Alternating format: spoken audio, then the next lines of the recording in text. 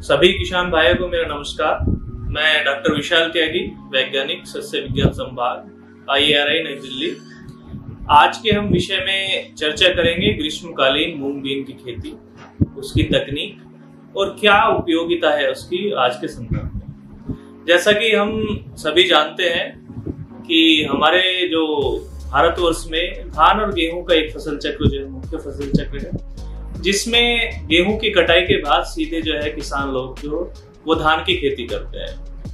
अक्सर जो है अप्रैल के अंतिम सप्ताह तक जो गेहूं की खेती की कटाई हो जाती है और जून में या जुलाई में हम जो धान की फसल की अगली फसल की जो है वो रोपाई करते हैं। इसके बीच में लगभग जो है हमारे 2 महीने की अवधि का जो समय बचता है वो परती पड़ा रह जाता है, हमारी खेत जो है वो खाली रह जाते हैं।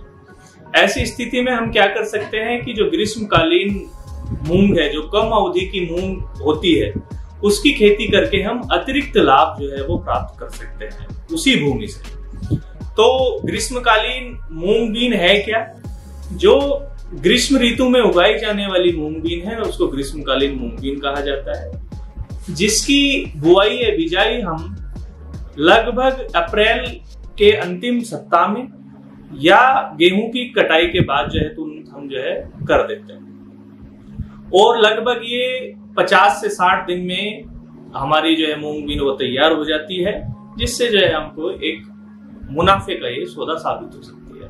अब हम बात करेंगे कि कुछ वैज्ञानिक तकनीकों की कि कैसे इसको उगाया जा सकता है, किन किन चीजों का इसमें जो है वो ध्यान रखें। तो सबसे पहली बात ये होती है कि समय कि किस समय जो है इसकी बुआई करें, बिजाई करें। जैसे मैंने अभी आपको बताया कि अगर आपका खेत पहले से ही खाली है, जैसे सरसों की अगर जो हम बात करें तो अगर जो सरसों की कटाई के बाद आपका खेत खाली है तो मार्च में ही हमारा खेत खाली रह जाता है। तो अगर हम सरसों के बाद लें तो मार्च में ही ग्रीष्मकालीन मूंग बीन की बिजाई कर दें, अन्यथा गेहूं की कटाई के बाद इसकी जो है बुआई हम कर सकते हैं। किसी भी सूरत में हमारी मूंग की बुआई बहुत अधिक जो है पछेती नहीं होनी चाहिए। उसको हम ज्यादातर जो है कोशिश करें कि वो अप्रैल तक उसकी जो है बुआई खत्म कर दें। उसके बाद ध्यान रखें कि जब बुआई करें तो हमारे खेत में पर्याप्त नमी होनी चाहिए, अन्यथा हमारा जो अंकुरन है वो प्रभावित होगा और हमारी जो है फसल की पैदावार जो है वो कम होगी। इसके बाद हम बात करते हैं कि बीज उपचार की। जैसे हम जानते हैं कि ये मूंग बीन एक दलहनी फसल है और इसके लिए बीजोपचार एक बहुत बेहद ही महत्वपूर्ण जो है बिंदु है।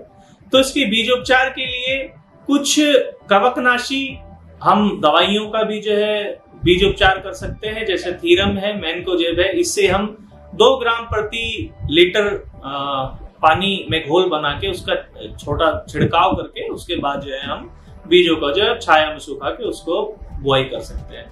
इससे क्या होगा कि हमारे जो बीज जनित रोग हैं, जो भूमि जनित रोग हैं, वो हमारी फसल में नहीं लगेंगे और बहुत हद तक जो है हम अपनी फसलों को रोगों के प्रभाव से जो है बचा सकते हैं।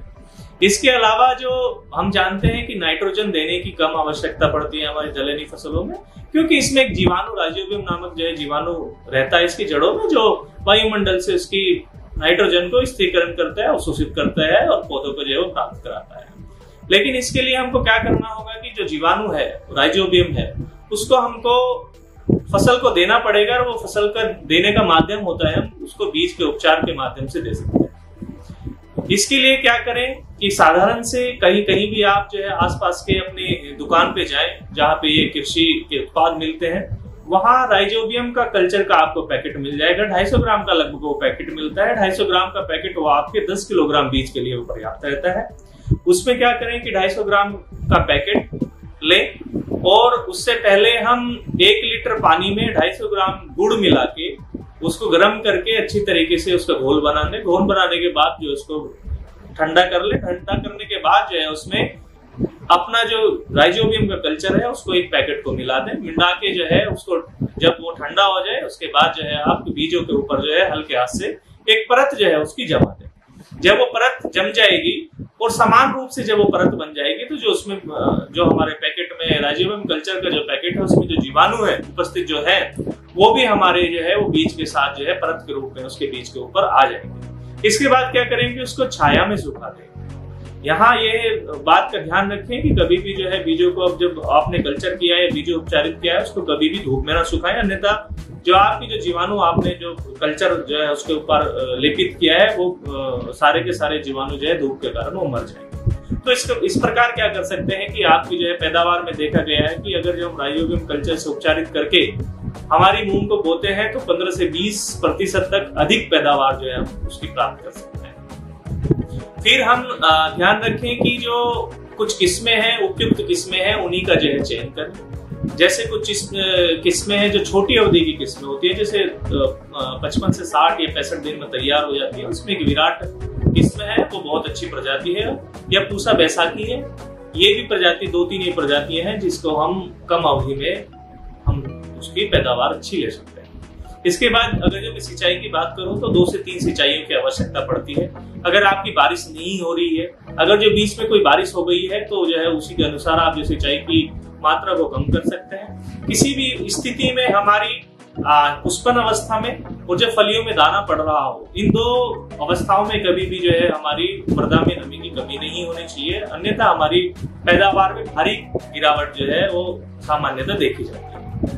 इसके अलावा अगर जो मैं खरपतवार नियंत्रण की बात करूं तो इसमें कई प्रकार के जो है खरपतवार आते हैं। सकरी पत्ती वाले भी, चौड़ी पत्ती वाले भी खरपतवार आते हैं जो काफी हमको जो है मूंग की फसल को हानि पहुंचाते हैं। तो इसके लिए क्या करें कि पेंडेमिथिलिन नामक एक दवाई आती है जिसका लगभग जो है 3.5 किलोग्राम प्रति हेक्टेयर की दर से उसको जब हम मूंग की बिजाई कर दें, बुआई कर दें, उसके तुरंत बाद या अंकुरन से पहले 3 दिन तक जो है हम उसका जो है खेत में छिड़काव कर दें। छिड़काव करने के बाद समान रूप से छिड़काव करें और ये बात ध्यान रखें कि लगभग 1 हफ्ते तक हम उस खेत में ना घुसें। क्योंकि जब हम छिड़काव करेंगे तो एक सामान्य एक परत जो है हम उसकी ऊपर बना देंगे और वो परत जो नीचे जो हमारे खरपतवारों के बीज हैं उनके अंकुरन को वो रोकती है। हमेशा ध्यान रखें कि आपके मन में ये सवाल आ सकता है कि जब जो खरपतवारों के बीजों का अंकुरन को रोक सकते हैं तो हमारी क्या फसल को भी हानि पहुंचा सकती है, लेकिन ऐसा नहीं है। ये ऐसी दवा है कि जो हमारी फसल को हानि नहीं पहुंचाएगी। हमारा फसल का अंकुरन जो होगा वो सामान्य ही होगा, लेकिन जो खरपतवारों के बीज हैं वो ऊपर नहीं आएंगे, उनका अंकुरन नहीं होगा, नष्ट हो जाएगा। तो मैंने जैसे बताया कि पेंडेमिथिलिन नामक दवाई का जो है वो छिड़काव करें। इसके बाद अगर जो आप देख रहे हैं कि फिर भी आपके खरपतवार कुछ आ रहे हैं तो आपकी बुआई के 20 से 25 दिन बाद जो है एक निराई जो है अपने खेत में वो कर।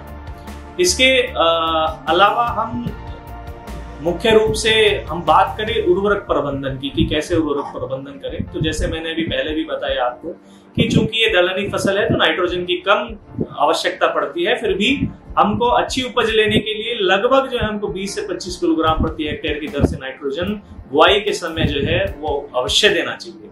इसके अलावा फास्फोरस लगभग 40 से 50 किलोग्राम फास्फोरस और 30 से 40 किलोग्राम पोटास की भी आवश्यकता होती है।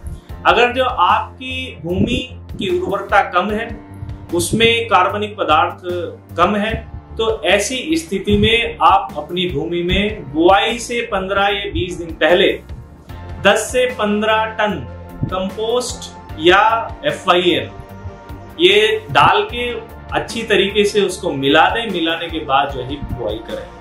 और इस बात का हमेशा ध्यान रखें कि जो FIM या कंपोस्ट आप यूज कर रहे हैं या प्रयोग कर रहे हैं वो पूरी तरीके से सड़ी हुई होनी चाहिए। कभी भी कच्ची गोबर की खाद जो है आप उसका प्रयोग ना करें। अगर आप अपने खेत में कच्ची गोबर की खाद डालेंगे तो उससे दीमक का प्रकोप बढ़ता है। तो आपके खेत में कच्ची गोबर की खाद डालने से क्या हो सकता है कि दीमक के प्रकोप से आपकी फसल जो है वो नष्ट हो सकती है और आपको हानि पहुंच सकती है। फिर आगे हम बात करेंगे इसकी कि रोग और कीट। सामान्यतः देखा गया है कि ग्रीष्मकालीन जो हमारी मूंग है उसमें रोगों का और कीटों का प्रभाव जो है कम होता है, लेकिन फिर भी अगर कुछ कीट और रोग आ रहे हैं इसमें तो हमको पहले से ही ध्यान रखना पड़ेगा। जैसे मैंने पहले ही बताया कि बीज को उपचारित करके बोएं। जैसे मैंने दवा का नाम बताया, फिर से मैं पुनः एक बार जो है बता दे रहा हूँ। थायराम या कैप्टान या इसके अलावा कार्बेंडाजिम नामक दवाई आती है या जिनेब नामक एक दवाई आती है। 2 ग्राम प्रति किलो बीज की दर से बीज को उपचारित करके और हम जो है वो बुआई करें, तो जो जितने भी ज्यादातर बीज जनित रोग ही इसमें लगते हैं वो जो है नहीं आएंगे, उससे आपको छुटकारा मिल जाएगा। इसके अलावा अगर जो हम कीटों की बात करें तो इसमें जो है फली छेदक कीट आ सकता है, या जो है पत्ती को काटने वाला कीड़ा आता है, और ज्यादा ग्रीष्मकालीन मूंग में आते नहीं है, तो उनकी रोकथाम के लिए हम एक क्लोरोपाइरीफास नामक एक दवाई आती है, उसका हम छिड़काव कर सकते हैं। या इसके अलावा और भी जैसे मोनोक्रोटोफास एक दवाई आती है, उसका 250 से 250 मिलीलीटर प्रति एकड़ की दर से हम जो है अपनी फसल में जो छिड़काव कर सकते हैं, जो आपको दिख रहा है कि आपकी फसल में कीड़ों का प्रभाव जो है यह प्रकोप हो रहा है। इसके अलावा जब आपकी फसल जो है वो पक के तैयार हो जाए तब आप जो है उसकी कटाई कर लें। अगर आप किस्में दो प्रकार की होती हैं, एक किस्में ऐसी होती हैं कि जिसमें सारी फलियां लगभग एक साथ जो पक के तैयार हो जाती हैं, तो ऐसी स्थिति में तो आप जो है जब लगभग 70, 75 या 80% तक आप जो है फलियां आपकी जो पक जाए, उस समय आप जो है पूरे पौधे को जो है हंसिया दराती के सारे जो है काट के उसको सुखा के आप जो है उसको भंडारित कर सकते हैं। दूसरी प्रजाति क्या आती है कि जिसमें 2 से 3 बार तुड़ाई की आवश्यकता पड़ती है। तो अगर आप ऐसी किस्मों का चयन कर रहे हैं कि जिसमें फलियां सामान्यतः एक साथ नहीं पकती हैं, तो जब आपकी फसल की जो फलियां हैं वो पके लगभग 2 बार, तब उसकी जो है फलियों की तुड़ाई कर ले। तुड़ाई करने के बाद क्या होगा कि जो फसल का बाकी के जो अवशेष है, जो बाकी का पौधा है, जो आपके फलियों की तुड़ाई के बाद खेत में जो बचा हुआ है, उसको आप जो है खेत में ही जुताई कर दें। इससे आपके 2 फायदे होंगे। एक तो आपको मूंग बीन की फलियां मिल गई है जो आपको जरूरत थी। इसके अलावा जो आपने बचे हुए अवशेष जो उसका पौधा बचा है उसको आपने खेत में जुताई की है, तो इससे क्या होगा कि वो सड़ के उसमें कार्बनिक पदार्थ जो है वो बढ़ाएगा और मिट्टी की उर्वरता को जो है वो बढ़ाएगा, और आने वाली फसल के लिए भी वो उपयोगी होगा, जिससे कि आने वाली फसल की भी पैदावार जो है वो अधिक। तो इसी के साथ मुझे आशा है कि जो मेरे द्वारा दी हुई जानकारी है ग्रीष्मकालीन मूंग बीन पे, ये हमारे सभी किसान भाइयों बहनों को जो है वो लाभकारी होगी।